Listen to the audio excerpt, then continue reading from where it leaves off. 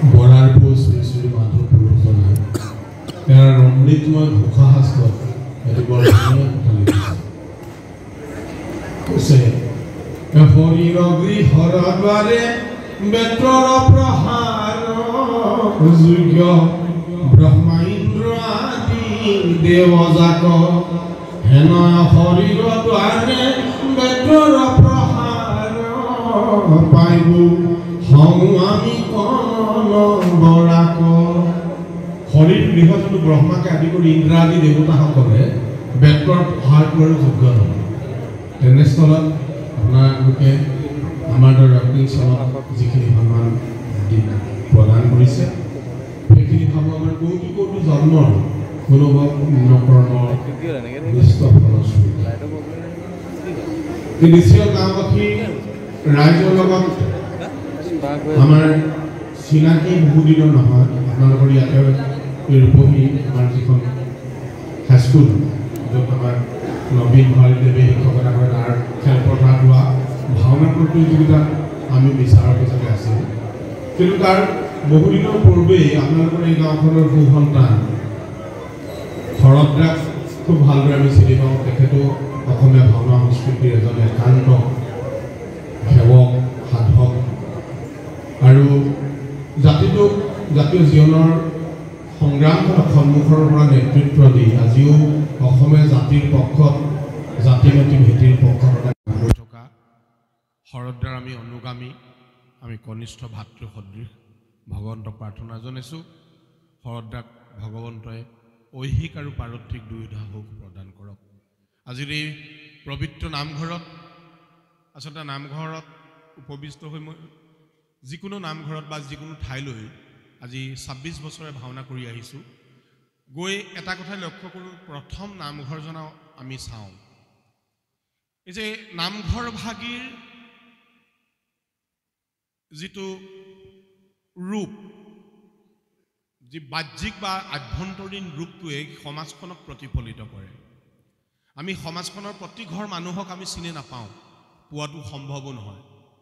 কিন্তু যেতিয়া নামঘৰ ভাগত উপবিষ্ট হওঁ সেই নামঘৰ ভাগিত থকা গাম্ভীৰ্য বা তাত লগ পোৱা ভকত বৈষ্ণৱসকলৰ যিখিনি আচাৰ ব্যৱহাৰ, তেওঁলোকৰ কাৰুকাৰ্য, এই গোটেইখিনিয়ে সমাজখন কিমান সংস্কৃত কিমান শিক্ষিত তাৰ পৰিচয় দিয়ে। ডিচিয়াল গাঁওবাসীৰ ৰাইজ এখন সুখী সমাজ, সংস্কৃত সমাজ, সেই কথা আগেয়ে জানিছিলোঁ। কিন্তু আজি নামঘৰত উপবিষ্ট হৈ অনুভৱ হৈছে যে এই নামঘৰ ভাগি আপোনালোকৰ সামাজিক আৰু সাংস্কৃতিক জীৱনৰ পৰিচয়টো দিছে। যে আপোনালোকে ইমান সুন্দৰকৈ নামঘৰ ভাগি সজাই ৰাখিছে, এনেকুৱা এটা গাম্ভীৰ্যতা ইয়াত বিদ্যমান হৈ আছে যিটো কোৱা যায় প্ৰকৃতাৰ্থতে যিটো আভিজাত্য বুলি কোৱা যায়, য'ত ভক্তিৰ সমাহিত এটা আভিজাত্যতা এই নামঘৰত বিদ্যমান হৈ আছে। গতিকে নামঘৰত উপবিষ্ট মোৰ পিতৃতুল্য বৈষ্ণৱবৃন্দ, ব্ৰজৰ গোপসদৃশ মাতৃসকল, ভৱিষ্যত দেশৰ ধৰণী মৈত্ৰৰ পাৰিজাত ফুলদী কণ কণ মইনাহঁত, অতিকৈ প্ৰিয়তম যুৱ বন্ধুসকল, মোৰ লগত ভাওনা কৰিবলৈ অহা মোৰ প্ৰিয়তম শিল্পীসকল, দোহাৰৰ শিল্পীসকল, বাদ্যযন্ত্ৰীসকল, শব্দযন্ত্ৰীসকলকে প্ৰমুখ কৰি আমাৰ আজিকালি ভাওনাৰ অবিচ্ছেদ্য অংগ সামাজিক গণমাধ্যমৰ, যাক আপোনালোকে ইউটিউবাৰ বুলি কয়, এই সামাজিক গণমাধ্যমৰ আমাৰ মৰমৰ বন্ধুবৰ্গ সকলোকে মই নিভৃত কোণৰ পৰা, হৃদয়ৰ নিভৃত কোণৰ পৰা সহস্ৰ ভক্তিৰজ্ঞ নিবেদন কৰিছোঁ আৰু কনিষ্ঠজনৰ প্ৰতি মৰম আৰু স্নেহাশীষ প্ৰদান কৰিছোঁ। নবীন ভৰালী বাপজনা আমাৰ মিতিৰৰ সম্পৰ্ক আৰু তাতোতকৈ বেছি সম্পৰ্ক হৃদয়ৰ। তেওঁক এই ভাওনাৰ প্ৰতিযোগিতাৰ সময়তে লগ পাইছিলোঁ, তেখেতৰ বিশাল মনটো ৰোমান পাইছিলোঁ। আজিৰ পৰা ৬ মাহৰ আগতে তেখেতে এই সংকল্পিত ভাওনাৰ বিষয়ে আমাক ক'লে আৰু আমাৰ লগত তেখেতৰ নিৰ্দিষ্ট কোনো নাট নাছিল যে আমুক নাটখনেই কৰিব লাগিব বুলি। কিন্তু তেখেতে আমাৰ লগত আলোচনাৰ মৰ্মে আমি ক'লোঁ যে সিন্ধুমুনিৰ পিতৃভক্তি দশৰথৰ স্বৰ্গ উদ্ধাৰ এই নাটভাগিয়েই কৰিব লাগে বুলি ক'লোঁ। এইকাৰণেই ক'লোঁ যে আমাৰ বৰ্তমানৰ যিটো সমাজ ব্যৱস্থা, এই সমাজ ব্যৱস্থাত আমি আচলতে ছিন্নমূল হ'বলৈ গৈ আছোঁ। সমাজখন যে আমি এই পৃথিৱীত থিয় হৈছোঁ পিতৃ মাতৃৰ বলত, কিন্তু আজি সেই পিতৃ মাতৃৰ প্ৰতি আমাৰ শ্ৰদ্ধা ভক্তি বহুত মানুহৰ সমাজত নোহোৱা হৈছে, যাৰ কাৰণে আমি কিছুমান বিক্ষিপ্ত ঘটনা আমি দেখিবলৈ পাইছোঁ। যে মানুহৰ ঘৰ হৈছে, সুন্দৰ ঘৰ হৈছে, শীততাপ নিয়ন্ত্ৰিত কোঠা আছে, কিন্তু পিতৃ মাতৃৰ বাবে কোঠা নাই। জাৰ্মান চেফাৰ্ড এলচিচিয়ান পুহি নিজকে তথাকথিত আভিজাত্যতা মানুহে প্ৰদৰ্শন কৰে, কিন্তু পিতৃ মাতৃৰ প্ৰতি ভক্তি নাই, যাৰ কাৰণে পিতৃ মাতৃৰ কাৰণে এটি কোঠা নাই। কিন্তু এইখন ভাৰতবৰ্ষতে পিতৃ মাতৃৰ প্ৰতি মানুহৰ কেনে ভক্তি আছিল, সেই ভক্তি যে আমি এটা সফল জীৱনৰ গৰাকী হ'বলৈ হ'লে আমাক বেদে কৈছে, কি বুলি কৈছে যে সদাচাৰী বসত লক্ষ্মী সদাচাৰী সৰস্বতী সদাচাৰী সৰ্বদেৱ অনাচাৰী অধুগতি। আমি সদাচাৰপূৰ্ণতা জীৱনৰ গৰাকী হ'ব লাগিব, তেতিয়া আমাৰ জ্ঞান উপজিব, সৰস্বতী পাম। সদাচাৰপূৰ্ণতা জীৱন আমি পাওঁ যদিহে আমি চেষ্টা কৰোঁ সদাচাৰপূৰ্ণ জীৱন যাপন কৰিবলৈ, তেতিয়া আমাৰ জেপলৈ ধন আহিব, লক্ষ্মী আহিব। সদাচাৰপূৰ্ণতা জীৱনে আমাক সৰ্বদেৱৰ কৃপা দিব। সৰ্বদেৱ মানে কি? দেৱতা বুলি ক'লে আমি ৩৩ কোটি দেৱতা বুলি ভাবোঁ।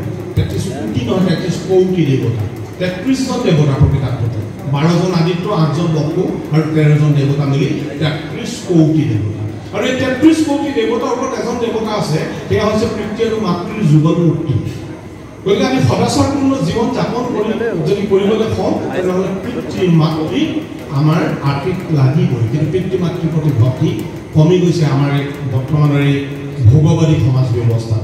গতিকে আমি এই ভাওনাখনিৰ মাধ্যমেদি এই বক্তব্য ২০১৫ চনত আমি ৰচনা কৰিছিলোঁ। আচলতে এইখনৰ কথা ক'বলৈ গ'লে এটা কাহিনী কৈ যায়, যিখনৰ চমুকৈ ক'ব বিচাৰিছোঁ। মোৰ পিতৃ প্ৰয়াত শম্ভুনাথ খনিকৰদেৱে, মোৰ দেউতাই মোক কোলাত লৈ এই নাটকখনৰ কাহিনীটো শুনাইছিল। কেতিয়া? যেতিয়া মই LP স্কুলত যেতিয়া পঢ়ি আছিলোঁ। আৰু ৰামায়ণৰ কাহিনী সাধাৰণতে আমি অনুবাদ পাইছোঁ তাৰ পৰা, মাধৱ মন্দিৰৰ পৰা। কিন্তু আমি য'ৰ পৰা কাহিনীটো আনিছোঁ, এই বিশেষ চেপ্টাৰটোৱে, বিশেষ অধ্যায়টো ৰচনা কৰিছিল শ্ৰীধৰ খণ্ডলীয়ে।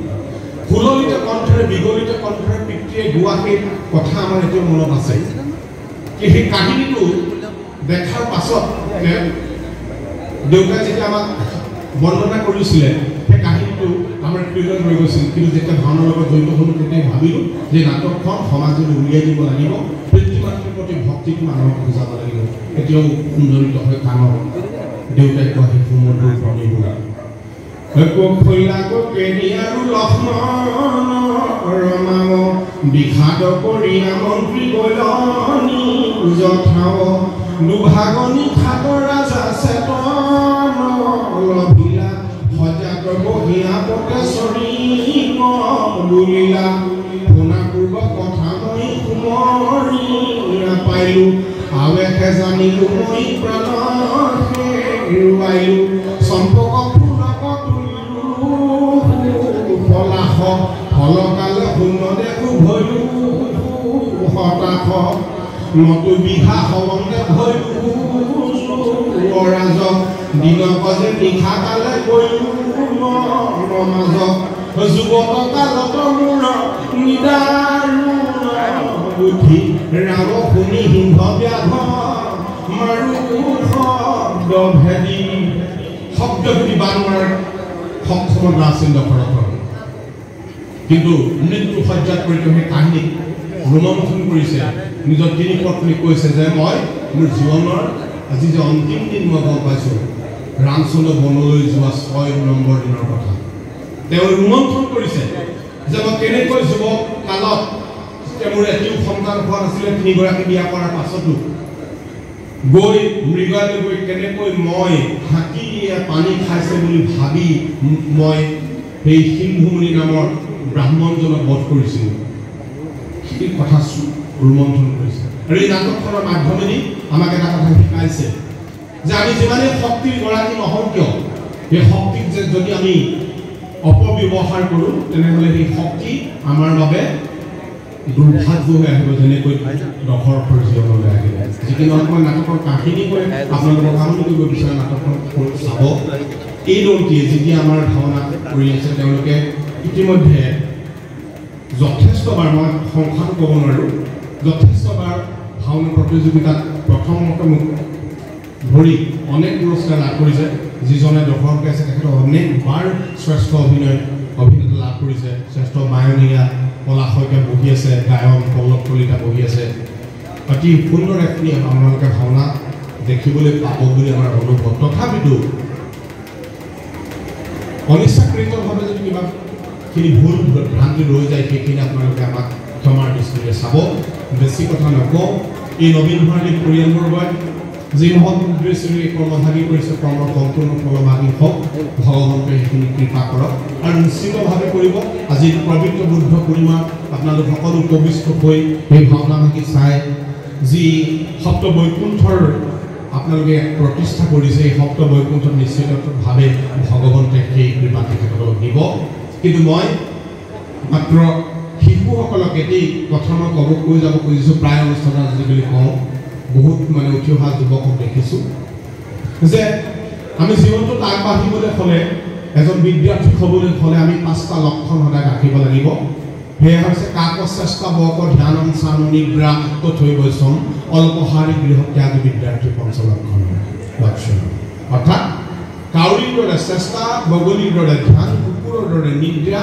অলপ আহাৰ খোৱা আৰু গৃহত ত্যাগ কৰাৰ মানসিকতাই আমাক এজন প্ৰকৃত বিদ্যাৰ্থীলৈ ৰূপান্তৰিত কৰিব প্ৰকৃত বিদ্যাৰ্থী আমি কেৱল তেতিয়াই হ'ব নোৱাৰোঁ যদি আমি জীৱনৰ বাটত শিক্ষাৰ বাটত যেতিয়া আমি বন্ধুবোৰ লগ পাম সকলোবোৰ বন্ধু আমাৰ বন্ধু নহয় আমি বন্ধু নিৰ্বাচনত সদায় সচেতন হ'ব লাগিব নহয় মানে জীৱনটো বিষময় হ'ব বেদশাস্ত্ৰত কৈছে যে সৰ্প ক্ৰূৰ খলক ক্ৰূৰ সৰ্পাত্ৰ ক্ৰূৰ ক্ৰূৰ খলক মন্ত্ৰ কৌদিনা বৰ্ষ সৰ্প খলক কেন নিবাৰ্যতে অৰ্থাৎ এনেকুৱা সর্প ক্রূর হাত নিষ্ঠুর সর্পা খলক ক্রূর বন্ধুরূপী খলক মানে বন্ধুরূপী শত্রু খলক ক্রূর বন্ধুরূপী শত্রু নিষ্ঠুর সর্পাত্র ক্রূরতর খলক অর্থাৎ বন্ধুরূপী শত্রুটো হাততকৈ বেছি নিষ্ঠুৰ কাৰণ মন্ত্ৰ কৌদিনা বৰ্ষ সৰ্প মন্ত্ৰ আৰু ঔষধৰ প্ৰয়োগেৰে হাতৰ বিষৰ পৰা আমি উপশম লাভ কৰিব পাৰোঁ খলক কেন নিবাৰ্যতে খলৰূপী বন্ধুৰ পৰা কোনে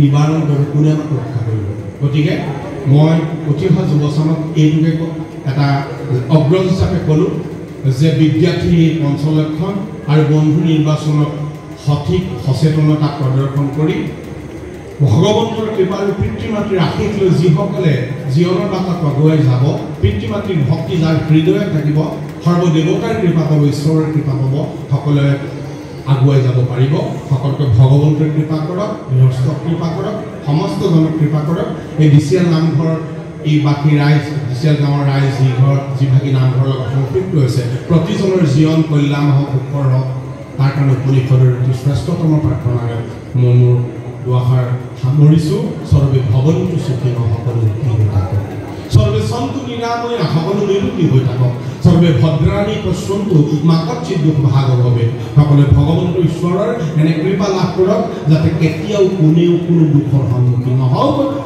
জয় আই অসম জয় গুৰু শংকৰ কৃষ্ণ